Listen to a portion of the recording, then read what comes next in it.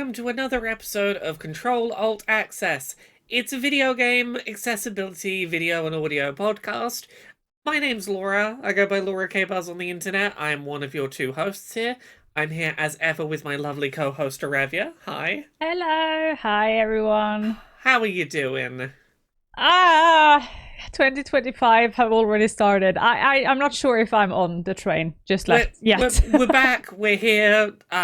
2025 is happening whether we're ready for it or not. Sadly. We gotta get on the train and off we go. Accessibility waits for no one. Exactly. How are you, Laura? I'm doing all right. It waits a little bit for us. We had a couple of weeks off. We had a bit of rest.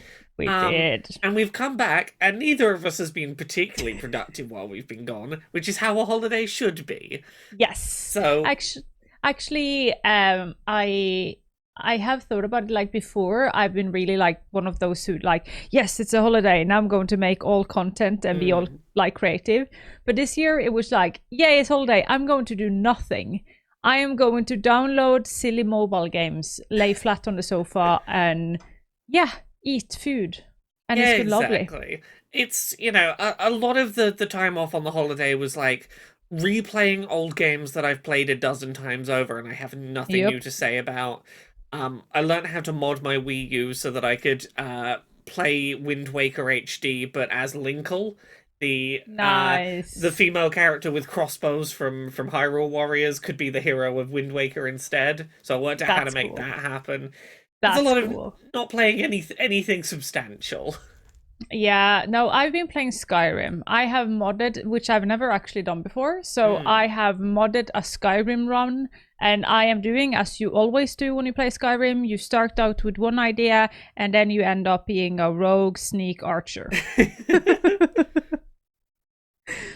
So that is what my weeks have been. But I'm glad to be back, though. I'm glad to like slightly starting the world again. It's going to be good. Yeah. I've been playing one main thing that I'm excited to talk to you about, because I don't think I've ever talked to you about, because this was several years ago I used to do this. I want to talk to you about Babysitting Mama. So, about 3 or 4 years ago, I started doing a thing on Twitch, and I've wanted to come back to this for a while, which was finding games on speedrun.com that, like, are well known enough that you might have heard of them, but that no one has ever attempted to speedrun. And therefore, if I play through them on stream, I will be the world record fastest player, basically by default. And if other people see me do that on stream and they want to join in, I don't mind doing speedrunning in a community of like 4 people at most. I might have a chance of retaking a record when I do that. So that is fun. One of those games that I did back in the day and I got back to recently was Babysitting Mama, which is a 2010 Wii game that... You know the Cooking Mama games, where you cook recipes by doing like touchscreen or motion inputs, etc.? Yeah, let me Google it, but I think I know which one it is. Yeah, so Babysitting Mama, it's a Wii game that comes with a cuddly toy baby, and you put the Wii remote in the spine of the baby. And all of your mini games are look after the baby by like rock the baby, feed the baby milk, whatever. But the thing that makes it really interesting to speedrun is this game was built with a safety feature in mind, which is it's a motion-controlled game with a toy baby, but they don't want to encourage children to shake children. Because shaken baby syndrome is a real thing. They don't want to teach young children, do these minigames really quickly, it's a good idea to move a baby really fast. So if you move the Wii Remote baby too quickly, Babysitting Mama goes, no, don't shake the baby, and pauses the game for like 10 seconds with a big warning telling you not to shake the baby. Which makes the speedrunning metagame really interesting, because it's do the minigames quickly, but not so quickly that you get a 10-second time penalty. You've got to go as quick as you can without getting in trouble for going too fast. And I don't know any other game in the world where the speedrun you have to kind of vibe out what is how fast can I Yes. go without like risking the limits. That And is yeah, so funny, so horrible, and so insane that they had to put in that. they yeah. And in terms of speedrunning it, a lot of it's just like really silly waggle timing minigames. But some of the minigames it's quicker to deliberately fail. So you have Yes. to be okay with the fact that speedrunning this game means sometimes the optimal thing to do is to not take good care of the baby. Like sometimes the correct thing to do is to, you know, and sometimes it's innocent, sometimes it's like fail at hide and seek. It's quicker to fail at hide and seek, you know, just let the baby find you rather than trying to hide. Occasionally it is like faster to not feed the baby, just occasionally. And you have to be like, please forgive me, world, for doing this, but it is going to shave like 12 seconds off my time. Oh God! Oh, Yeah. this needs to be a GameStone quick. I would Speedrun. love to do it. I'm deep. I didn't expect to be as invested in speedrunning this game as I am. I'm now a mod for this game on speedrun.com. I can tell you, you know what I spent this week doing that was a pointless use of my life? I was learning about the version differences between the Japanese, North American, and European copies of Babysitting Mama, because I couldn't work out why, in the 3 years since I last ran this game, someone had beaten my record, and even with like a near perfect run on my part, I still had like a minute and a half that I needed to time save to catch up Yep. with the current record holder. And it turns out that the North American version of the game both loads faster and runs faster. Nice. So I've had to go order a North American copy of the game and mod my Wii to play region-free discs to get back into speedrunning a game that 3 people in the world have ever speedrun. Oh, this is brilliant. So that is the thing that I've gotten reinvested in 2025. That is brilliant. It, Yeah. Oh my God. It's there alongside a couple of other games that I want to get back into speedrunning that I currently hold records for. One of my other favorites I want to get back into this year is Train Simulator. Yeah. Because that is another one where it's, you know, you take a train route from, like, I don't know, London to Brighton, and all you're trying to do is you don't stop at any of the stops along the way. You don't pick up passengers, you don't let passengers off. All you're trying to do is get that train moving as quickly as possible, stop it as accurately as possible at the other end so it doesn't crash into the barrier, and memorizing if there's any corners on the track that you have to, like, slow down for, or you're going to derail, and you only slow down for those corners. And you keep an eye out, because occasionally the train will do an alarm and be like, are you paying attention? You got to press the button, otherwise it'll slow the train down to a full stop, and you have to restart the whole momentum. So, I like really not fine motor control dependent speed running. Yeah. Very much my jam. Yeah, because like I've always said that I wanted to try speedrunning, but there is only one game I want to try speedrunning, and that's Tomba, because like that is a game I can play for hours and hours and hours. But then again, like that is impossible for me to be able to ever do, because I will never have the fine motor skills to be able to do something like that. Yeah. It's why I like finding ones that like no one is playing. Because then, even if other people pick it up, I'm competing against, like, relatively average gaming people and not, like, absolutely ridiculous people. But I try and also find games where I'm, like, at most, it's can I do the rocking motion with the baby? Can I do shake the nunchuck wildly? Nothing where I have to be precise. I know what motions I can do, and Babysitting Mama I can apparently handle. I like that. That is ridiculously funny. Thank you for making me cry. I needed that. That was like an emotional release I needed. Holy hell. I'm glad. Hooray. And the like second thing I googled, because I wanted to see the doll, and like the second thing that comes up is like Babysitting Mama, don't shake the baby. Yeah. So because that's the thing, it's not even just when you shake the baby that it has it. Like sometimes between the mini games it will also have a picture of Mama being like, don't shake the baby. Don't you dare. That game will remind you, like, 20 or 30 times in a 40-minute speedrun not to shake the baby. And I understand that it is important, but like Yeah. I have never heard like any cooking games that says like don't burn down your house, don't put your hand on fire. Like seriously things as well. It really does feel like someone got concerned. They were like, oh no, some child is going to think this is genuine childcare. We need to tell you so many times, please don't mimic this one. Somebody on like from start to finish has been in there and gone like, if you do this, we are going to get problems, and it's just like warning labels. Yeah, it's problem. I would love to know someone who worked on that game to find out how far into development that happened. Yeah, because like there are so many games that does like even for children or for like a younger audience, not necessarily children, that does so many horrendous things, and you never get a warning because we know that it is a game. Yeah. So yeah, but hey, good on them though for being proactive, but funny. Have you been playing anything else while we've been off? I have been, Skyrim, and then we have started a new round of Valheim, which I really, really enjoy. Like, Valheim, for me, is like one of those games that is accessible through the fact that you can just stay with friends and do the amount you need to do.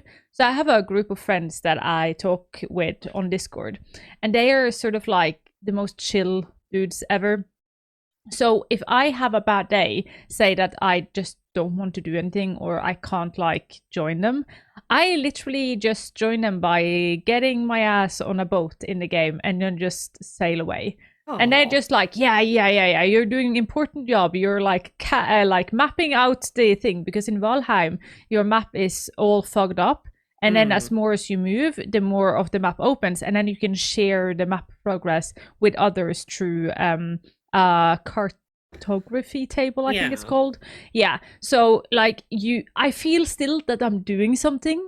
I'm not just sitting there, but I can just chill, because then I don't need to use my hands as much. I can just literally just reduce or increase the sail after how windy it is. And to be honest, it always feels good. It's so nice to have friends. Like when you have a community of friends where you can just be yourself, it's always so nice.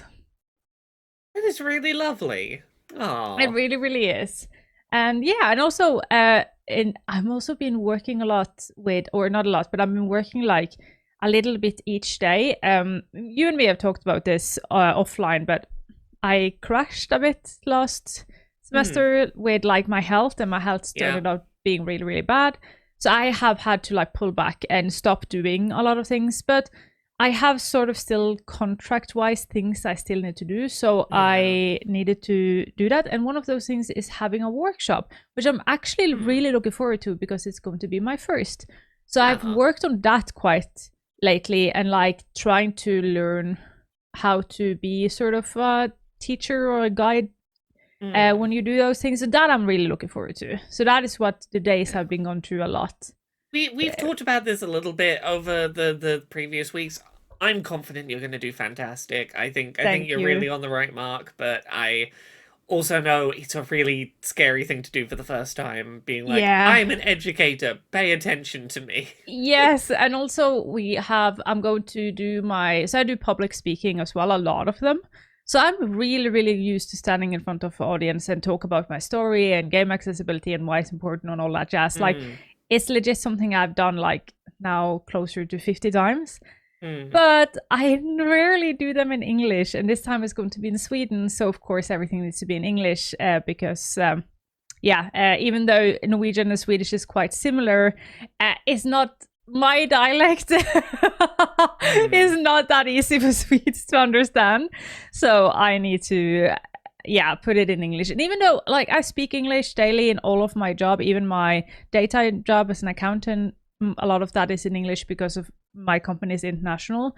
So I'm used to English, but it's just something about talking about something you're so used to presenting in Norwegian, and now you need to put on that English hat. So you don't get to rely on that same muscle memory because you're having to reach into a different toolbox. Yeah, so every time I have like taken a shower lately, I have like recited parts of that speech and like trying to translate it in my head just to build my confidence. Yeah. But it's going to be nice. I'm looking forward to it. I actually saw a talk with Markiplier, I think it was a month Mm. ago or something. He was on a podcast, somebody else's podcast, and he had a way of talking about he had done some video shooting or something. He had made something that he had a bigger team. Mm. And a way he was talking about how he interacts with people, and he said something with me that he said something that like really stuck with me, which was that he said, "How lucky am I to be able to work with them?" Mm. And after having like my health thing now, late last year, I've like started to try and focus on having fun with things again. Yeah. Like, yes, it's scary to be a teacher, it's scary to have a lecture because you need to be taken serious and stuff. But also, every time I work with it, every time I'm stressing because I'm not supposed to stress lately, so I'm trying to do just a little and little work day after day. And every time I'm trying to think about how lucky am I that I'm allowed to take people 4 hours of people's life and Mm. stand there and talk about accessibility. I am so lucky that I'm allowed to do this in front of professionals, because no matter how things are going, no matter what we do as consultants and people working beside the game industry or the people making games, they are the people who make the games who are the game changer. They are Yeah. the experts. They are the one who can actually move the wheel a step forward each time they make a game. So that is what I've been trying to focus on. How lucky I am to be allowed to take their time and maybe make a little bit of a change. That's really, really a lovely way to think about it. Yeah.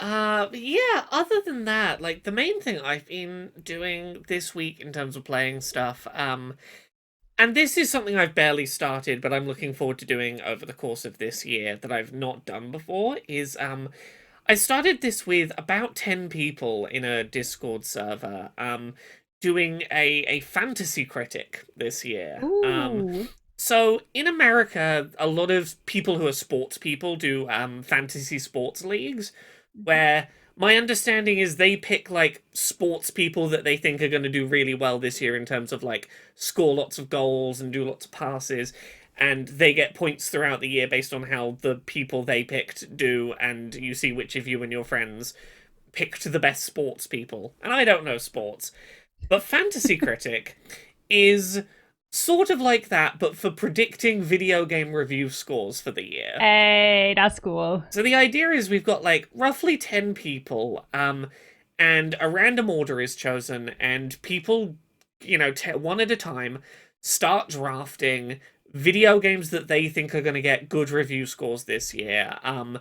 The the average score on Metacritic, once reviews are in, if it's above a 75, you Yeah. get points. If it's below a 75, you lose points. Ooh. If it goes above a 90, if it gets into the 90 to 100 range, you get like double points at that point.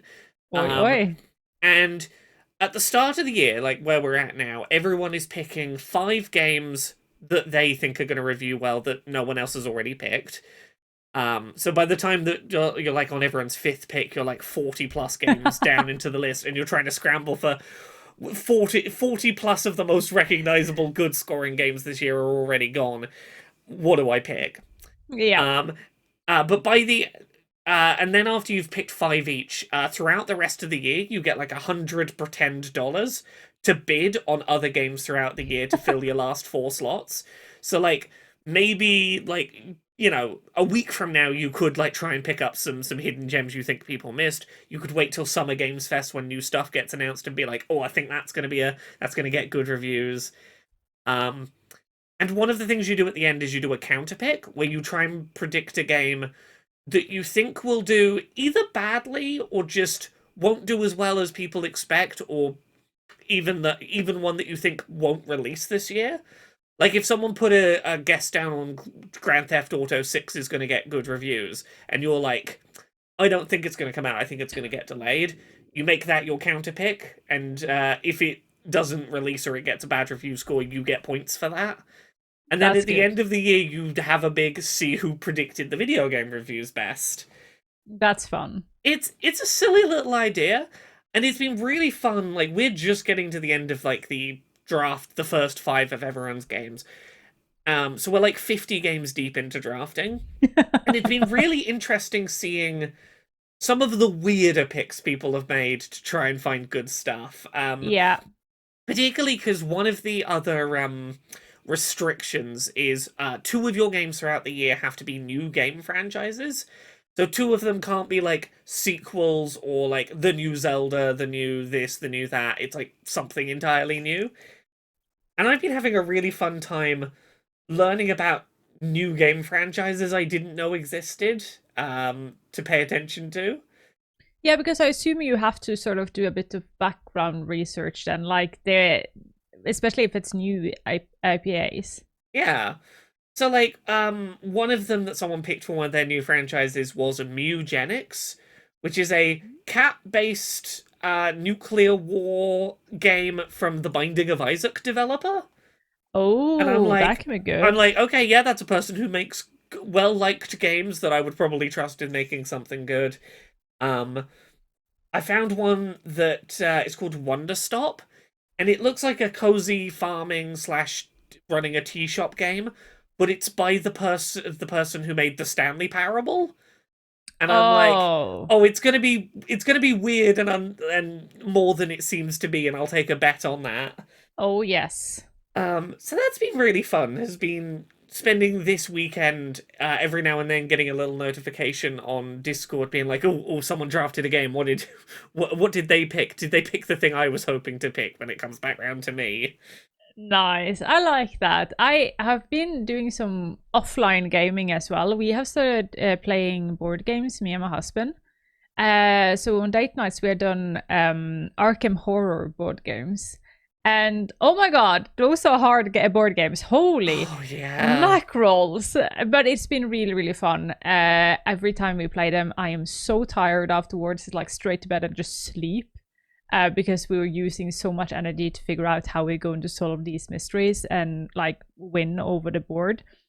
And it's Mm. been so much fun. I can't recommend board games enough if you like need a bit of a break. Like I love games, I love video games, but it also is tiring to always sit in front of a PC. Also, my PC share isn't as good as it used to be, and my buttocks is starting to hurt a lot when I sit.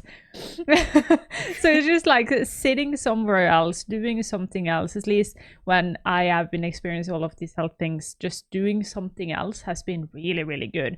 Also made it so that when I come back to my PC, it's more fun again. And it's been so much nicer. But I feel like that leads into the first story you shared this week, Hmm. which is Braille RPG dice. Yeah. So this is the thing I've seen done before. I a fun coincidence. Just before seeing this story, I was having a conversation with I was having a conversation with Carrie Waterton from Rebellion about tactile RPG dice, and if you're wondering why we were talking about board games and accessibility, look for something maybe in February that would be quite interesting. Um, but yes, there was a story that came out of PAX Unplugged that a company called Dots RPG Project has teamed up with Die Hard Dice to produce a set of really nice Braille RPG dice. They have the designs for these freely available for 3D printing, but you can just buy them as nice ready-made products on their website. If you find tactile dice, particularly ones that use Braille, easier to follow your numbers on. It's cool though. I like that. Everything to Yeah. make things more accessible is cool. And yeah, just let's people game. Let's people have fun. Hmm. I like a lot of stuff about Braille dice. Like I didn't know a lot about them before like last week. So one thing I hadn't been aware of or hadn't like really considered is if you look at the pictures of the Braille dice they have on the Can I Play That article we were reading from, you'll notice that there's like a little notch on one side of the space around the Braille number. If you're like on a 6-sided dice, one of the 4 sides of the square has a little edge in it. That's used for orienting which way round the face should be so that you are reading the Braille the correct way. There's like little orientation indents so you know which way around to have the Braille when reading it. And I'm like, that's great. That's a lovely bit of thoughtful design. I'm glad there's people doing that kind of stuff. Do you want to hear a fun fact about me? Yeah, let's hear a fun fact. I used to know how to read Braille. Yeah? Yeah, I went to something called Folk High School, which if you're Nordic, you know what it is. But it is a year where you go to school, where you live at school, but you don't have exams and stuff. You just learn subjects that you want to learn. So a lot of them are like language, or like you learn some sort of skill, or you take classes from high school that you fail in high school but you still want your diploma. And then there is also travel included and stuff like that. And it is a year that is supposed to, if you don't go to the military, like in between year of living home and moving out to college, like or university, it's like an in between thing where you learn independent in safe environment. So a lot of neurodivergent, a lot of disabled people end up going to this because it's a safe place to learn like life skills, because that is legit what you learn. You learn life skills. Yeah. And I absolutely loved it. It was like where I learned Korean and Chinese and Japanese, and I traveled to these countries, and I traveled around in Europe. It was an amazing year. One of my classmates, she she had a friend who was blind, and she told all these stories about like how they did things different, like how they went to the cinema and like all of these things that they did. I got really interested in learning more about this. I thought it was quite interesting. Never heard about a lot of the things they were doing. And my friend from my folk high school, we talked a lot about Braille, and I said that I think this is really, really cool. And after one of the breaks, she came to me and she gifted me a bunch of Braille books. And she was just like, well, you're so interested. Here, start trying to learn. Like this is all the this is the alphabet, these are the numbers, start learning. And I learned it. Sadly though, as everything else in all the skills, this is over 10 years ago, I lost it. I tried even to go, when I like moved back home, to go to the library to get books, Braille books, so that I can continue learning and studying. But it turns out that they don't give them out. You have to be part of, like, at least when I asked them, you had to be part of like the Blind Foundation of Norway to get them sent to you. I was just like, I understand. Yes.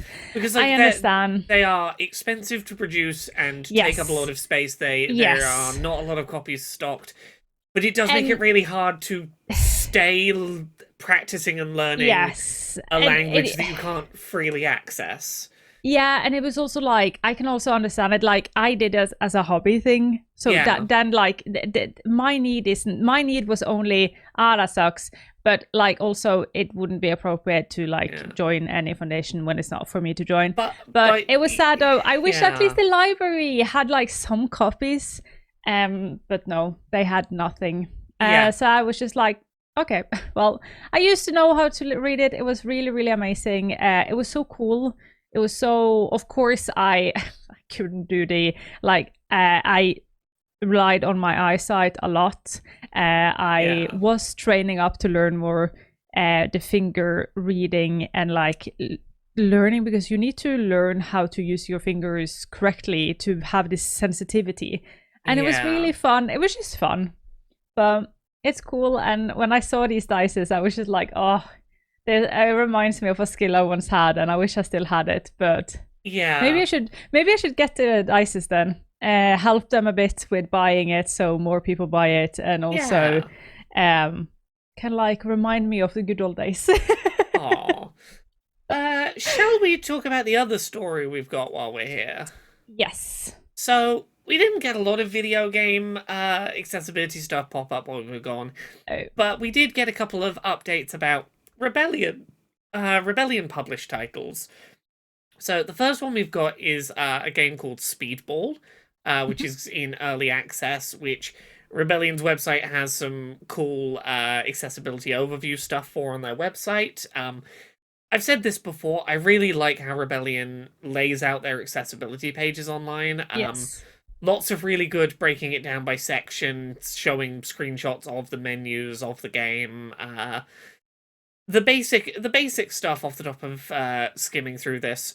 There is a introduction when you first boot up the game that teaches you the basic inputs and has no pressure while doing it.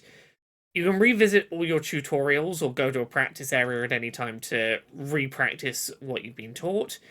Anything that would be holds can be changed to toggles.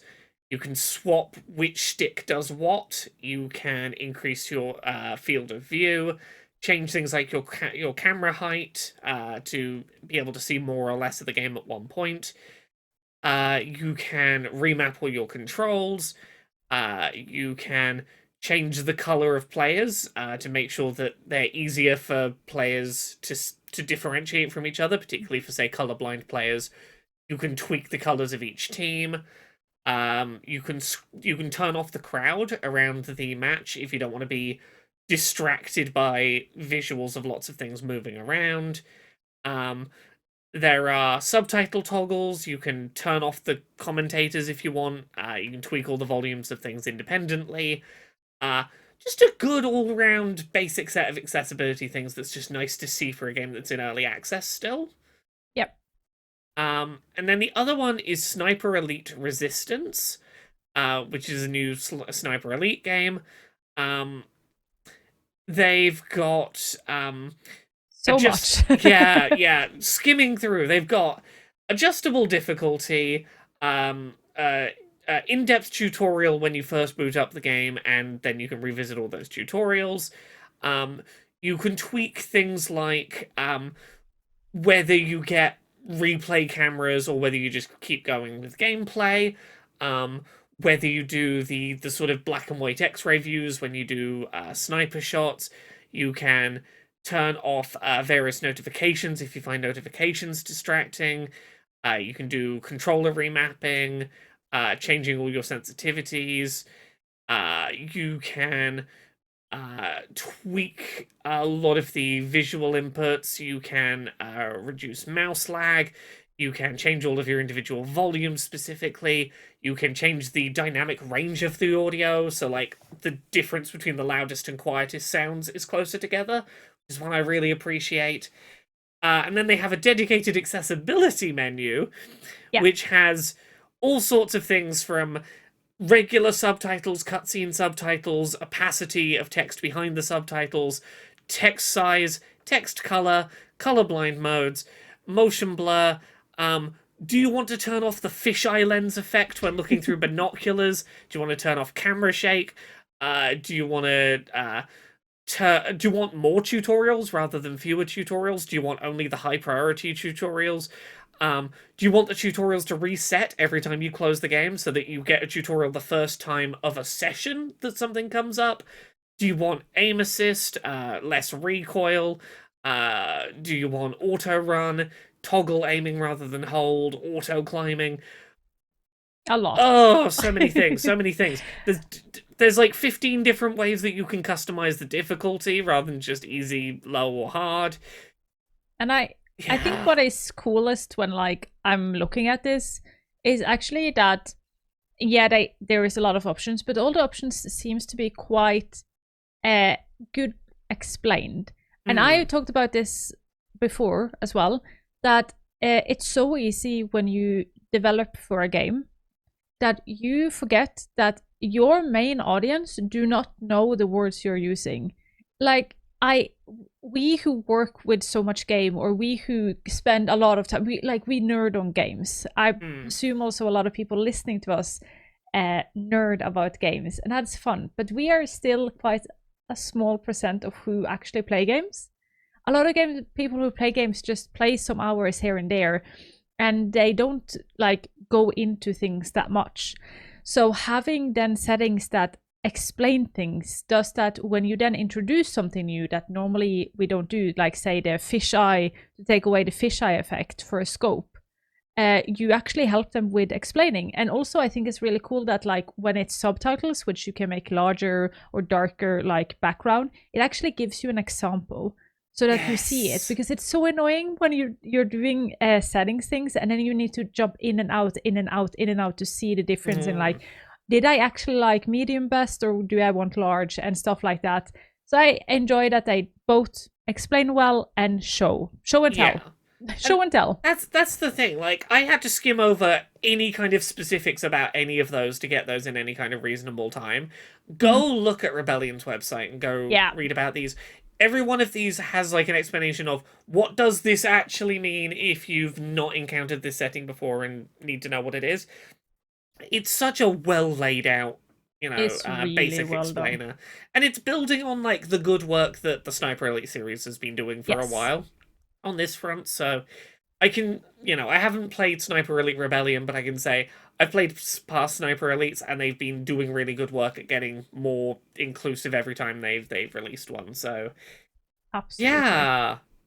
Well done, Rebellion, for continuing to march forward doing cool stuff. Yeah, I think that's everything we've got on the list. Did you have anything else you wanted to talk about this week?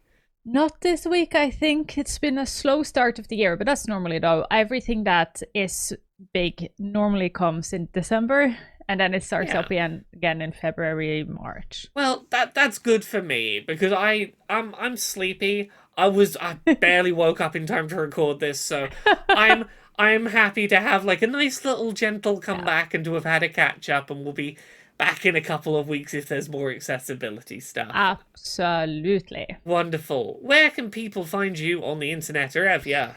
You can find me everywhere under the name Arevia, except TikTok because somebody stole my name. There I am, Arevia Gaming. I used to stream twice a week. I have had to take an indefinitely break of scheduled streaming. But if you're in my Discord or on like one of the like Blue Sky or something where I post things, you will see if I go live. But I will focus more on short and long form video because that's better for my health. So keep an eye on, especially on YouTube and on TikTok. You will see some cool new stuff. Where can I find you, Laura? You can find me at Laura K Buzz pretty much everywhere on the internet. You can find me doing speedruns of Babysitting Mama up on Twitch if you want to see me be the world's fastest babysitter. I'm currently trying to retake my Yuto individual baby record, and then when that's done, I've got to retake the all babies record, which is like a 4.5 to 5 hour long speedrun. The biggest challenge of that speedrun is not zoning out, so I will be doing those on Twitch with Twitch chat to go like, pay attention, Laura, you've got to look after the baby. So look forward to that. Other than that, in February, keep an eye open. I've got a thing to do with video games and, well, sorry, not video games. I've got a thing to do with board games and accessibility that's coming that I think people are going to really enjoy, and I hope people look forward to. That's my big one coming up. And recently I put up an episode of Accessibility, all about colorblind modes in video games, and why filters aren't necessarily a great approach, but also specifically about the mistake that I keep seeing being made recently of developers that accidentally simulate colorblindness rather than fixing it, and how to avoid making that mistake. So go check that out. Everything's at Laura K Buzz. Thank you very much, everyone, for watching. I hope you've enjoyed another episode of Ctrl Alt Access, and we will be back in 2 weeks. Bye! Bye!